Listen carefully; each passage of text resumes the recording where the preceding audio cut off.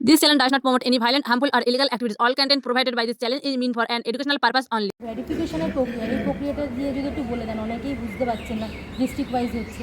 ভেরিফিকেশনের কিছু বিষয় নেই, মানে যারা লক্ষ্মীর ভাণ্ডার পাচ্ছিলেন তাদের নামটাই ট্রান্সফার হয়ে যাবে অন্নপূর্ণা ভাণ্ডারে। আপনারা 1000 টাকা বা 1200 টাকা পাচ্ছিলেন বা 1500 টাকা লিস্ট এক মাস আগে পেয়েছেন, আমাদের সরকারে আপনারা 3000 টাকা পাবেন। যারা যারা সিএর জন্য অ্যাপ্লাই করেছেন তারা পাবেন, কারণ আপনাদের অ্যাপ্লিকেশনের রাস্তায় রয়েছেন, প্রসেসে। যারা ট্রাইব্যুনালে অ্যাপ্লাই করেছেন তারাও পাবেন, কিন্তু যাদের নামটা কাটা গেছে সেটারও ভেরিফিকেশন হচ্ছে, তারা কিন্তু পাবেন না। বাকি যারা পেয়ে এসছেন তাদেরকে আবার করে আমি শুনছি কেউ কেউ যাচ্ছে ফর্ম ফিল আপ করছে, আইসিডিএস কেউ কেউ যাচ্ছে ফর্ম ফিল আপ করছে, বা ডিএম অফিসে গিয়ে নাকি ফর্ম ফিল আপ করছে। এরকম ফর্ম ফিল আপের কিন্তু কোনো বিষয় নেই। সুতরাং let me make it very very clear, যারা লক্ষ্মীর ভাণ্ডার পেয়েছেন তাদেরই নাম ট্রান্সফার হয়ে যাবে ভেরিফিকেশনের পরে। ভেরিফিকেশন আমাদের দপ্তর করবে, এখানে আপনাদের ভেরিফিকেশনের কোনো বিষয় নেই। আর যারা ধরুন 15 বছরে পাননি, আচ্ছা বিজেপি করার জন্য আপনাকে দেওয়া হয়নি, বা আপনি খুবই গরিব কিন্তু তাও আপনাকে দেয়নি, তাদের আমরা শুরু করব। আমরা অলরেডি পোর্টাল খুলছি, এখনও কিন্তু পোর্টাল রেডি হয়নি। অনেক জায়গাতে সংবাদ মাধ্যমে আমি দেখছি পোর্টাল খুলে গেছে, এটা কিন্তু সম্পূর্ণ ভুয়ো কথা। পোর্টাল খুললে আমরা আনুষ্ঠানিকভাবে আপনাদের জানাবো। যারা যারা পাচ্ছেন না সেই পোর্টালে অ্যাপ্লাই করবেন, যারা পাননি 15 বছর ধরে, এবং তাদেরটা আমরা 2-3 মাস বাদে বাজেট হওয়ার পরে আমরা সেটা দেবো। দেখা যাচ্ছে যে দেবরাজ ঘনিষ্ঠ একাধিক কাউন্সিলর ইতিমধ্যে গ্রেপ্তার হয়েছে বাগুড়ি থানার হাতে। সেখানে দাঁড়িয়ে আজ সকালে দেখা গেল সঞ্জয় দাস আরও এক কাউন্সিলর দক্ষিণ দমদম পৌরসভা তিনি আত্মহত্যা করলেন। কি মনে হয়, কোথাও কি একটা আতঙ্ক কাজ করছে? দেখুন, আমি পুরো বিষয়টা জানি না, আমি জিনিসটা খোঁজ নেব। আমি ডিজি সাহেবের সাথেও কথা বলবো, সিপি সাহেবের সাথেও কথা বলবো।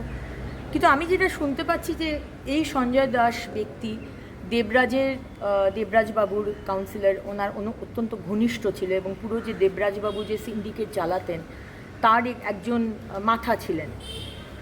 সুতরাং আমি বিষয়টা তো ওভাবে বলতে পারবো না, আগে পুলিশের তদন্ত হোক। কিন্তু আমরা তো কোনো দিনই চাই না যে কোনো বিষয়ে মানুষের মৃত্যু হোক। আজকে রাজনীতি একদিকে আর মানুষের জীবন প্রাণ সব কিছু অন্যদিকে। সুতরাং আমি কখনোই এটা চাইবো না। আর বারবারও আমার মাননীয় মুখ্যমন্ত্রী বলেছেন যে যারা যদি কেউ ভয় পাচ্ছে আমরা সসম্মানে তাদেরকে বাড়ি ঢুকিয়ে যাবো, বা যে কারণে ভয় পাচ্ছেন সেটাকে আমরা ঠিক করার চেষ্টা করব। কিন্তু কেউ যদি পোস্টপোল ভায়োলেন্সে অ্যাক্টিভ রোল নিয়েছে, এই 15 বছর ধরে অত্যাচার করেছে, মেরেছে, মানুষকে ক্ষতি করেছে, তাহলে তাদের তো দেখুন ক্ষমা করতে পারবো না। তাদেরকে তো এফআইআর হবে এবং আইন যেভাবে পথ নেবে সেইভাবে পথে আনবে। মার্কিন বিদেশ সচিব আজকে আসবেন, কীভাবে দেখছেন বিষয়? রাজ চক্রবর্তী এবং তার স্ত্রী অদিতি মুন্সি, তারা যদি কিছু ইলিগাল ডিলিংস হয় বা কিছু অ্যাকাউন্টস আমরা দেখতে পাচ্ছি যেখানে তার কোনো হিসেব নিকেশ নেই এবং যে কারণে তাকে ডাকা হচ্ছে, সেরকম কাজ যদি করে থাকেন তাহলে এই ধরনের এজেন্সি ডাকবে। কিন্তু বিশ্বাস করুন, আজকে তৃণমূল বিধায়ক বলুন, কাউন্সিলর বলুন, পঞ্চায়েত মেম্বার বলুন, ইটস ভেরি ক্লিয়ার যে সম্মানের সাথে আমরা বাড়িতে ঢুকিয়ে দেবো। আমাদের মাননীয় মুখ্যমন্ত্রী বলেছেন, আমাকে জানান, আমার অফিসকে জানান, আমি পুলিশকে ফোন করে বলে দেবো। এটা স্ট্রিক্ট ইনস্ট্রাকশন আমাদের দলের অধ্যক্ষ মহোদয় শ্রমিক ভট্টাচার্য এবং আমাদের মাননীয় মুখ্যমন্ত্রী স্পেসিফিক্যালি বলে দিয়েছেন।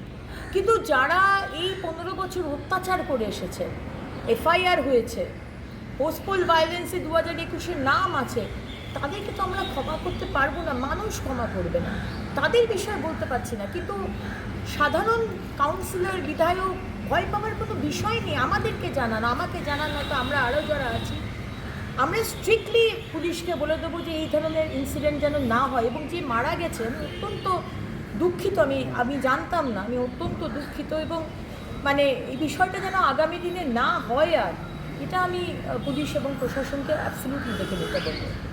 Thank you. এখন বাবা মা বা সমাজ তার নাম রেখেছে সোনা পাপ্পু, তো সোনা থাকবে না তার বাড়িতে? এটা হয়?